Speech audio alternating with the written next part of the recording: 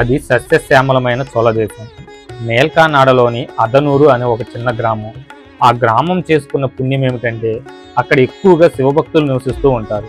దానితో చూసేవారికి అది కైలాసమేమోనన్న భ్రమ కలుగుతుంది. ఆ గ్రామంలోని చెరువుల్లో వికసించే తామర పువ్వులు మనసుకు ఆహ్లాదాన్ని కలిగిస్తాయి. గట్ల వెంబడి పెరిగిన వృక్షరాజాలు ఆకాశంతో ఊసులాడుతూ ఉంటాయి. మధ్య మధ్యలో సరస్సులో నుంచి ఎగిరిపడే చేపలు ఆకాశాన్నంటే చెట్లు చిటారు కొమ్మలను అందుకోవాలని ఉబలాటంతో ఎగిసిపడుతూ ఉంటాయి. పచ్చని పైరు పంటలతో ఇక్కడ ప్రజలంతా సుఖవంతమైన జీవితాన్ని గడుపుతూ ఇతరులకు ఈర్ష్య పుట్టిస్తూ ఉంటారు. ఆర్థికంగాను ఆధ్యాత్మికంగాను ఎంతో ముందంజలో ఉన్న గ్రామానికి చివరగా విసిరేసినట్టుంటుంది ఒక హరిజనవాడ. ఇక్కడ ఉండేవారంతా కష్టించి పనిచేసే వాళ్లే. రెక్కాడితే గాని డొక్కాడని రోజు కూలీలే ఆ వాడలో ఎక్కువ మంది. ఆ హరిజనవాడలో నందనార్ అనే పరమ భక్తుడు కూడా నివాసం ఉండేవాడు. పూర్వజన్మ పుణ్య వైభవంతో నందనారు అనుక్షణం శివధ్యాన తత్పరుడై ఉండేవాడు. అతను తన వృత్తి నిర్వహణ చేసుకుంటున్నప్పటికీ కూడా శివనామాన్ని మాత్రం విస్మరించేవాడు కాదు. అయితే ఇతని కుటుంబం భూస్వాముల వద్ద రైతు కూలీలుగా పనిచేస్తూ ఉండేవారు. నందనార్ కూడా వంశపరంపరగా గతమైన మాన్యపు భూములనే దున్ని ఆ వచ్చిన పైకంతో జీవనాన్ని సాగించేవాడు. రైతు పని చేస్తున్నప్పటికీ కూడా వృత్తి ధర్మాన్ని ఎప్పుడూ విడిచిపెట్టకుండా ఆలయాల్లోని డక్కాలకు మద్దెళ్లకు కావలసిన చర్మాలను సరఫరా చేస్తూ ఉండేవాడు. అలాగే వీణ యాలం అనే వాయిద్యాలకు కూడా నరాలను తీగలుగా తయారు చేస్తూ ఉండేవాడు. అయితే ఆ రోజుల్లో గ్రామ కట్టుబాట్ల ప్రకారం గ్రామ నడివీధుల్లోకి గాని ఆలయాల్లోకి గాని హరిజనులను రానిచ్చేవారు కాదు. ఆనాడు కొద్ది మందిలో పేరుకుపోయిన వర్ణ వ్యవస్థకి ఇది పరాకాష్ట. ఈ విధంగా తన కులవృత్తి విద్యను భగవంతుని సేవకు వినియోగిస్తూ ఆలయం బయట ప్రాకారం వద్ద నుంచే ఎంతో భక్తితో ప్రదక్షిణాలు చేసుకుంటూ ఉండేవాడు. ఆ సమయంలో పరమేశ్వరుని రూపాన్ని హృదయంలో ప్రతిష్ఠించుకొని తన్మయుడైపోయేవాడు. ఆనంద తాండవం చేసేవాడు. ఆ విధంగా కొంతసేపు ఆలయం బయటే ఉండి ఆ ప్రాకారాన్ని చూస్తూ అలా నిల్చుండిపోయేవాడు. ఒక్కోసారి ఆలయాల్లో వేద పండితుల ఆధ్యాత్మిక ప్రవచనాలు కూడా జరుగుతూ ఉండేవి. వాటిని కూడా నందనార్ బయట నుంచే వింటూ బాగా ఆకలింపు చేసుకునేవాడు. స్వతహాగా అతనిలో ఉన్న ఈశ్వర భక్తి వారు చెప్పే మంచి మాటలతో మరింత రెట్టింపయ్యేది. ఎప్పుడూ ఆ విధంగా వారు చెప్పే దైవ విషయాలను వినాలని, వాటినే మననం చేసుకుంటూ ఉండాలని, అందులోని భక్తుల్లా తాను దైవాన్నే స్మరిస్తూ ఉండిపోవాలని, పరమేశ్వర సాక్షాత్కారం పొందాలని నిత్యం తప్పించిపోయేవాడు. ఈ విధమైన జీవితాన్నే కోరుకునేవాడు. ఎన్ని జన్మలెత్తితే అలాంటి సద్భావనలు ఎంతమందిలో కలుగుతాయి, ఎంతో పుణ్యం చేసుకుంటే తప్ప. అలాగే నందనార్ తన 8 ఏళ్ల వయసులో అతను ఆ గ్రామంలోని ఒక వేద పండితుని పొలంలో పనిచేసేందుకు ఒప్పుకున్నాడు. ఆ పండితుడు చక్కటి వాగ్వైభవం ఉన్నవాడు కావడంతో గ్రామంలో నెలకొన్న ఆలయాల్లో శివతత్వాన్ని, పరమశివుని లీలా విశేషాలని భక్తులందరికీ కథలుగా వివరిస్తూ ఉండేవాడు. నందనారు శివభక్తుడు కావడంతో పండితుల పట్ల, ఆయన భార్య పట్ల ఎనలేని గౌరవాభిమానాలు కలిగి ఉండేవాడు. పాపం ఆ వేద విధునికి సంతానలేమి బాధిస్తూ ఉండేది. దానితో దంపతులిద్దరూ కూడా నందనారును తన సొంత పిల్లవాడి మాదిరిగానే ఎంతో ప్రేమగా చూసుకునేవారు. అందుకు కృతజ్ఞతగా నందనారు వారి పొలంలో ఎంతో కష్టించి పనిచేస్తూ వారికి నమ్మిన బంటులా ప్రవర్తించేవాడు. ఇలా ఉండగా నందనారు ఒకనాడు వీరి ఊరిలోకి చేరువలోని తిరుప్పుంగూరులో ఉండే పరమ పావనుడైన పరమేశ్వరుని చూడాలనే ఆకాంక్షతో అక్కడికి వెడదామనుకున్నాడు. అనుకున్నదే తడువుగా వారుండే తావు నుంచి వెంటనే పుంగునూరు చేరుకున్నాడు. అయితే ఇంతకు ముందు అనుకున్నట్టుగా ఆనాటి ఆచార వ్యవహారాలకు ఎలాంటి దోషం కలగనీయకుండా నందనార్ ఆలయానికి ఎప్పుడు వెళ్ళినా ఆలయ బయట గోపుర ద్వారం వద్ద నుంచే స్వామిని దర్శించి వస్తూ ఉండేవాడు. ఇక్కడ కూడా ఆ విధంగానే బయట గోపుర ద్వారం వద్ద నిలుచుని స్వామి లీలల్ని మదిలో ఊహించుకుంటూ మైమర్చి కీర్తిస్తున్నాడు. అయితే నందనార్ దురదృష్టం కొద్దీ ఇక్కడ పరమేశ్వరుడికి తనకు మధ్య అడ్డంగా నంది ఉండడంతో నందనార్కు శివ దర్శనం కాలేదు. ఇందుకు నందనార్ ఎంతో దుఃఖించాడు. ఏమి చెయ్యాలో తోచలేదు. సదాశివుణ్ణి నమ్ముకున్నాడు. భక్తుని మదిలోని ఆవేదన తెలుసుకున్నాడు పరమశివుడు. తక్షణమే తన వాహనరాజమైన నందీశ్వరుని పిలిచి, నందీశ్వర, వెంటనే నీవు నా భక్తుడు నన్ను దర్శించుకునేందుకు వీలుగా నీవు కొంచెం పక్కకు జరగమని ఆదేశించాడు. అంతే, యజమాని ఆదేశం మేరకు నందీశ్వరుడు నందనార్ తన ప్రభువును దర్శించుకునేందుకు వీలుగా కొద్దిగా పక్కకు జరిగాడు. ఇప్పటికీ తిరుప్పుంగూరులో పక్కకు జరిగిన నందిని మనం చూడవచ్చు. తన కోసం పరమశివుడు ఇంతగా కరుణించడాన్ని చూసి నందనార్ పొంగిపోతూ పశుపతిని కల్లారా దర్శించుకున్నాడు. గాయస్, ఈ దేవాలయానికి నేను స్వయంగా వెళ్లి వీక్షించాను. త్వరలో ఈ దేవాలయానికి ఎలా వెళ్ళాలి, ఈ దేవాలయం యొక్క విశిష్టతలు ఏంటి అనేది పూర్తిగా విశేషాలతో ఒక వీడియో కూడా పెడతాను. సో ఇక కథలోకి వద్దాం. అనంతరం ఆలయానికి వెళ్లి ప్రదక్షిణ చేశాడు. అలా ప్రదక్షిణం చేసే సమయంలో ఆలయానికి పడమటి భాగంలో కొద్దిగా పల్లంగా ఉండటాన్ని గమనించాడు. ఆ పల్లాన్ని చూడగానే నందనార్కు ఒక ఆలోచన వచ్చింది. ఆ పల్లం భాగంలో చెరువు తవ్వితే ఎంత బాగుంటుంది అని అనుకున్నాడు. ఆలోచన రావటమే ఆలస్యం. మంచి వాళ్లకు వచ్చిన ఏ భావనైనా వెంటనే కార్యరూపం దాల్చి ఎదుట సాక్షాత్కరిస్తుంది. ఎందుకంటే వారి ఆలోచనలో ఏ విధమైన స్వార్థం ఉండదు, కపటత్వం ఉండదు, నిర్మలత్వం, స్వచ్ఛత తొణికిసలాడుతూ ఉంటాయి. కాబట్టి అవి అప్పటికప్పుడు రూపం దాలుస్తాయి. ఇప్పుడు నందనార్ ఆలోచన కూడా చెరువు రూపంలో కట్టెదుట స్వచ్ఛమైన జలాలతో కనువిందు చేస్తుంది. అనుకున్న పని అనుకున్నట్టుగా చేసి ఆలయంలోని అబువుని మరోసారి ఆనందంగా దర్శించుకుని తిరిగి స్వగ్రామానికి వచ్చేశాడు.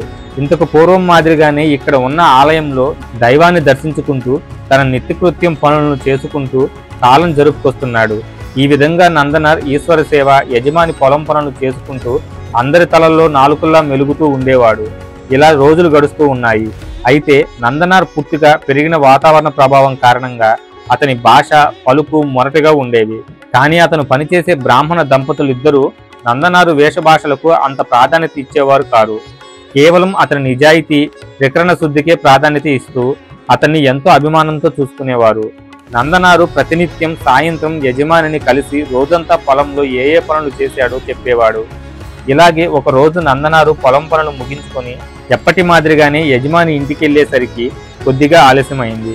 నందనారుకు యజమాని ఇంట్లో ఎక్కడా కనిపించలేదు.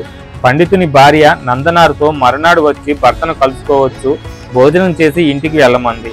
కానీ నందనారు యజమానిని కలవకుండా వెళ్ళటానికి మనస్కరించలేదు. యజమాని ఇంటికి వచ్చే వరకు అక్కడే ఉండిపోవాలని నిర్ణయించుకున్నాడు. చివరికి యజమాని భార్య నందనారుతో ఆయన దగ్గరలో ఉన్న శివాలయంలో ప్రవచనం చెబుతున్నారని, ఇంటికి వచ్చేసరికి ఆలస్యం అవుతుందని, కాబట్టి శివాలయంలోనే ఆయన్ను కలిసి మాట్లాడి ఇంటికి వెళ్ళిపోమని చెప్పింది. దానితో నందనారు బెరుకుగా శివాలయం వద్దకు వెళ్ళాడు. అయితే ఆనాటి ఆచారం ప్రకారం నందనారు ఆలయంలోకి వెళ్లేందుకు వీలు లేకపోవడంతో బయటనే భక్తులకు దూరంగా నిలబడి యజమాని చెప్పే భక్తి ప్రవచనాన్ని ఎంతో శ్రద్ధగా వింటున్నాడు. యజమాని ప్రవచనం, ఆయనలోని అపారమైన జ్ఞానం నందనారు హృదయాన్ని ఎంతగానో కదిలించాయి. ప్రవచనం విన్న వెంటనే నందనారుకు యజమానిపై గల పూజ్యభావం దిగ్వినీకృతమైంది.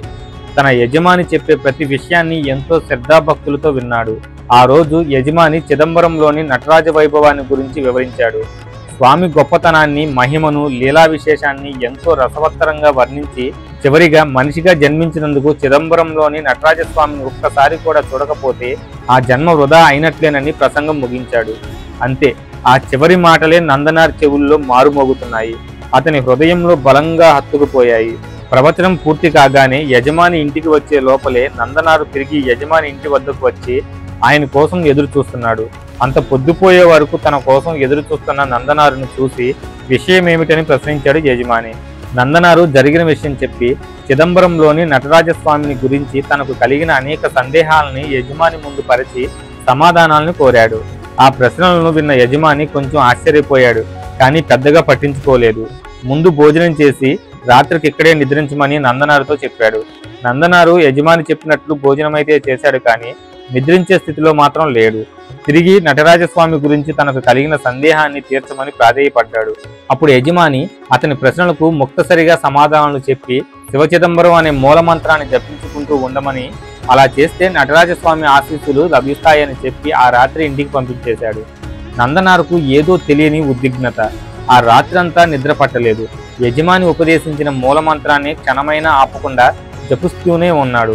అతనిలో కొత్తగా కలిగిన ఉత్సాహం అతన్ని తెల్లవారకు మునిపే పొలానికి వెళ్లేలా చేసింది. తెల్లవారే సమయానికి ఆ రోజు చేయాల్సిన పొలం పనులన్నీ పూర్తి చేశాడు.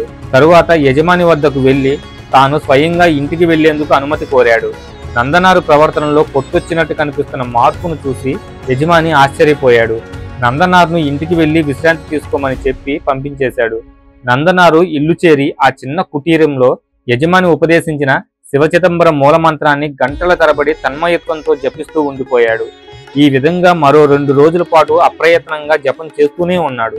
అలా మంత్రజపం నుండి లేచేసరికి ఇంతకు ముందెన్నడూ లేని ఒక దివ్యమైన మార్పు అతనిలో ప్రస్ఫుటంగా కనిపించింది. అతని పూర్వపు స్వభావానికి ఇప్పటి పరిస్థితికి అసలు పోలికే లేదు. ముఖంలో కొత్త కాంతి, స్థితప్రజ్ఞత ఒకదానితో ఒకటి పోటీ పడుతూ తొణికిసలాడుతున్నాయి. నందనార్ భాషలో కూడా అనూహ్యమైన మార్పు వచ్చింది. ఇంతకు ముందు మొరటుగా యాసతో కూడిన తమిళం మాట్లాడేవాడు. ఇప్పుడు అతను శుద్ధ తమిళంలో భాషా కోవితులు సంభాషించే భాషనే మాట్లాడుతున్నాడు. నందనార్లో వచ్చిన అద్భుతమైన మార్పును చూసి గ్రామస్తులందరూ నివ్వెరపోయారు. వారంతా గబగబా నందనార్ యజమాని వద్దకు వెళ్లి నందనార్లోని మార్పు గమనించి తెలియజేశారు. నందనార్ను తక్షణమే తన వద్దకు తీసుకురమ్మని గ్రామస్తులను ఆదేశించాడు వేద పండితుడు. నందనారు తన యజమాని వద్దకు వచ్చాడు. నందనారులో వ్యక్తమవుతున్న దివ్య తేజస్సు చూసి యజమాని కూడా ఆశ్చర్యపోయాడు. అప్పటికే నందనారు యజమానినే తన గురువుగా భావించి ఉండటంతో ఆయన వద్దకు రాగానే వారి పాదార విందాలపై పడి చిదంబరం వెళ్లి నటరాజస్వామిని దర్శించేందుకు అనుమతిని ఇవ్వవలసిందిగా అర్థించాడు. అయితే నందనారు చిదంబరం వెళ్లేందుకు పండితులు అంగీకరించలేదు. నందనారు అక్కడ లేని సమయం చూసి ఎంతో ప్రేమతో చూసుకునే మన వాడి కోరికను తిరస్కరించడంలోని ఆంతర్యం ఏమిటని ప్రశ్నించింది పండితుడిని తన భార్య. అందుకు ఆ వేద పండితుడు బాధపడుతూ, దేవి, నందనారు చిదంబరం ప్రయాణమే అతని తుది ప్రయాణం అవుతుంది, అందుకే నేను వారిస్తున్నాను అని అన్నాడు విచారంగా. ఒక్కసారి మన గ్రామాన్ని విడిచి నందనారు చిదంబరం వెళ్ళాడా, తిరిగి అతను ఎన్నడూ కూడా ఇక్కడికి తిరిగి రాడని, అతనితో కలిసి ఉండే అవకాశం మనకి ఇక ఉండదని భార్యతో చెప్పాడు. నందనారుపై ఆ వేద పండితుడికున్న ప్రేమాభిమానాలు అంతా ఇంతా కావు. ఆ మమతానుబంధమే నందనారు చిదంబరం వెళ్ళనీయకుండా కట్టడి చేస్తున్నాయి. దానితో నందనారును పిలిచి, నందనార్, తక్షణమే మనకున్న 100 ఎకరాల భూమిని సాగు చేయడానికి అనుకూలంగా సిద్ధం చేయమని ఆదేశించాడు యజమాని. ఆ పొలం అంతట్లో పంట పండించి ఆ పంటను ఇంటికి చేర్చాక నీవు చిదంబరం నిరభ్యంతరంగా వెళ్ళవచ్చని చెప్పాడు. యజమాని ఆదేశాన్ని విన్న నందనారు మధ్యలో దుఃఖం పొంగుకొచ్చింది. నీరు లేక బీడుబావిగా ఎండిపోయిన పొలాన్ని చూసి కన్నీరు కార్చాడు నందనారు. జీవితం క్షణభంగురమైనదని గుర్తు తెచ్చుకొని వీలైనంత త్వరగా చిదంబరానికి వెడదామని మనసులో బలంగా కోరుకుని ఎలా సాధ్యం చేస్తావో అంతా నీదే భారం అనుకుంటూ సొమ్మసిల్లిపోయాడు నందనార్. అయితే నందనార్ మనసులో చిదంబరం వెళ్లాలని ఎప్పుడైతే బలమైన సంకల్పం కలిగిందో అప్పుడే అక్కడ కైలాసవాసుడు తన మనసులో ఇతని భక్తిని లోకానికి విశదం చేద్దామని ఒక నిర్ణయం తీసుకున్నాడు. వెంటనే ఈశ్వరుడు తన భూతగణాలని నందీశ్వరుణ్ణి పిలిచి రాత్రికి రాత్రే నందనార్ యజమాని 100 ఎకరాల పొలంలో పంట పండించి ఇంటికి చేర్చమని ఆదేశించాడు. మీరు ఆ విధంగా చేస్తేనే నందనారు ఆరుద్ర నక్షత్రం దర్శనం సమయానికి చిదంబరం చేరుకోగలడని పరమశివుడు వారికి తెలియజేశాడు. పరమశివుని ఆదేశం మేరకు వారంతా పొలం వద్దకు చేరుకొని క్షణాల్లో పొలాన్ని వ్యవసాయ యోగ్యం చేసి తెల్లవారేసరికల్లా పంట పండించారు. సాక్షాత్తు శివుడే కల్పించుకుంటే కాని పనంటూ ఉంటుందా? అంతేకాదు, పొలంలో పండిన ఆ ఫలసాయం అంటే ధాన్యం మొత్తాన్ని యజమాని ఇంటి వెనుక భాగంలో కూడా క్షణాల్లో చేర్చేశారు. తమ ఇంట్లో ధాన్యం పురి ఉండటాన్ని గమనించిన పండిత దంపతులు నిర్ఘాంతపోయారు. కొద్ది క్షణాల్లో ఈ విషయం గ్రామమంతా పాకింది. ఈ వింత ప్రత్యక్షంగా చూసేందుకు గ్రామస్తులంతా పండితుని ఇంటికి తండోపతండలుగా చేరుకున్నారు. అంతకు ముందు అనేక సార్లు పండితుడు నందనార్ని ప్రేమారా అక్కకు చేర్చుకోవాలనుకునేవాడు. కానీ అనిపించిన ప్రతిసారి నందనారు నిమ్న కులస్తుడనే ఆలోచనతో వెనక్కి తగ్గేవాడు. నందనార్ భక్తిని కల్లారా చూసిన పండితుని అహంకారమంతా అణిగిపోయింది. వెంటనే కులమతాలను ఆవల పెట్టేశాడు. ధనిక పేదల ప్రసక్తి మనసులో నుంచి తోసేశాడు. నందనారు ఉన్న చోటనే పరిగెత్తుకుంటూ వెళ్లి అతని పాదాలపై పడి పైకి లేచి అతన్ని గాఢంగా హృదయానికి హత్తుకున్నాడు. నందనారు కూడా తన యజమాని మానసిక గురువైన వేద పండితుడి పాదాలపై పడి సాష్టాంగ దండ ప్రమాణం ఆచరించాడు. మరుక్షణమే తన గురువు అనుమతితో చిదంబరానికి బయలుదేరాడు. మనస్సును మహేశ్వరునిపై లయం చేసి శివదర్శనం అయ్యే వరకు అన్నపానీయాలు కూడా తీసుకోకూడదనుకుంటూ చిదంబరం బయలుదేరాడు. మైళ్ళకు మైలు ప్రయాణం సాగిస్తున్నాడు. శివుని చూడాలి అనే ఆశయమే తప్ప అలుపు సొలుపు లెక్క చేయటం లేదు. పంట పొలాలని, పోక, కొబ్బరి తోటలను అధిగమించి తాండవేశ్వరుని సన్నిధికి వెడుతూనే ఉన్నాడు. అతను పయనించే మార్గమంతా ఈశ్వరమయంగా కనిపిస్తోంది. అలా ఎంత దూరం ప్రయాణం చేసినా అసలు ప్రయాణం చేసిన భారం కూడా అతనిలో కనిపించడం లేదు. ఎట్టకేలకు నందనార్ ఎన్నాళ్ళ కలో ఈనాటికి నెరవేరిందంటూ చిదంబరం పొలిమేరలకు వచ్చాడు. ఊళ్ళోకి ప్రవేశించాడు. అత్యున్నతమైన గోపుర ప్రాకారాలతో కూడిన అపురూప దివ్య నటరాజ నిలయం నందనార్ కంటికి కనిపించగానే వాటిని హృదయంలో తలుచుకుని అక్కడికక్కడే భూమి మీద సాష్టాంగపడ్డాడు. తిరిగి వెంటనే లేచి ఆలయానికి మరింత త్వరగా చేరుకుందామన్న కోరికతో నడక వేగాన్ని కొద్దిగా పెంచాడు. చిదంబరం రావటానికి అతను పడ్డ శ్రమంతా ఒక ఎత్తు అయితే ఈ కాస్త దూరం వెళ్లటం ఒక ఎత్తు. ఆలయ సన్నిధి చేరువవుతూ ఉంటే ఆలయ ప్రాంగణంలోని యజ్ఞకుండాల్లో సాగుతున్న హోమం తాలూకు ధూమం ఆకాశంలోకి పయనిస్తూ అతనికి కనిపించింది.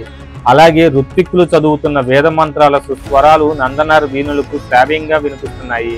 వెంటనే ఆ యజ్ఞ స్వరంభాన్ని, వేద మంత్రాలను దగ్గర నుండి వినగలిగే భాగ్యాన్ని నేను నోచుకోలేదే అన్న బాధ అతని హృదయాన్ని కలుక్కుమనిపించింది. దీనంతటికీ కారణం నేను నీచకుల సంజాతునిగా జన్మించడమే కదా అని విచారిస్తున్నాడు. చూడాలనే కోరికను బలీయంగా పెట్టి చూడకుండా వద్దని వారిస్తూ నివారించడం కంటే శాపం ఇంకేముంటుందని పొర్లి ఏడుస్తున్నాడు. ఆలయం లోపలికి వెళ్లకుండా బయట నుంచి అక్కడ దివ్య దృశ్యాలను చూస్తూ దగ్గర నుండి చూసినట్టే భావిస్తున్నాడు. ఈ పుణ్యనగరంలో దాదాపు 3000 బ్రాహ్మణ కుటుంబాలు ఉంటాయని విన్నాను. వారంతా నిత్యం నటరాజేశ్వరిని దివ్యంగా చూడగలగడానికి వారెంతో పుణ్యం చేసుకున్నారో కదా అని అనుకున్నాడు. అటువంటి శుద్ధ ఆచార వ్యవహారాలు పాటించేటటువంటి అర్చకులు నడయాడే ఇక్కడ నాలాంటి పంచముడు ప్రవేశించి అపవిత్రం చేయకూడదని అనుకున్నాడు. ఆలయ నియమాలు ఉల్లంఘించి లోనికి వెళ్ళలేడు. మనసులో ఉన్న కోరిక అంటే నటరాజేశ్వరిని సందర్శించాలన్న కోరికను తరిమి కొట్టలేడు. ఈ ద్వంద్వభావంతో కొట్టుమిట్టాడుతూ ఉన్నాడు నందనార్. ఈ పరిస్థితుల్లో నేను ఏమి చేయాలి అని ఆలోచిస్తూ ఉన్నాడు. ఈ క్లిష్ట పరిస్థితుల్లో నాకు పరమేశ్వరుడే దిక్కని 2 చేతులు పైకెత్తి ఈశ్వరునికే తన దుస్థితిని విన్నవించుకున్నాడు. ఎలాగైనా నీవే నీ దర్శనాన్ని ఇప్పించమని వేడుకున్నాడు. ఆలోచిస్తున్న కొద్దీ ముక్కంటిపై ప్రేమ కట్టలు రేగి ప్రవహిస్తోంది. ఇతను పడుతున్న హృదయ వేదనను ఈశ్వరుడు తప్ప ఎవరు తీర్చగలరు? ఇలా బాధపడుతూ ఆలోచిస్తూ పగలు గడిచిపోయింది. రాత్రి ప్రవేశించింది. శివునిపై మక్కువ పెంచుకున్న అతను ఆ ఆలోచనలను తప్ప మరేమీ ఆహారంగా తీసుకోలేదు.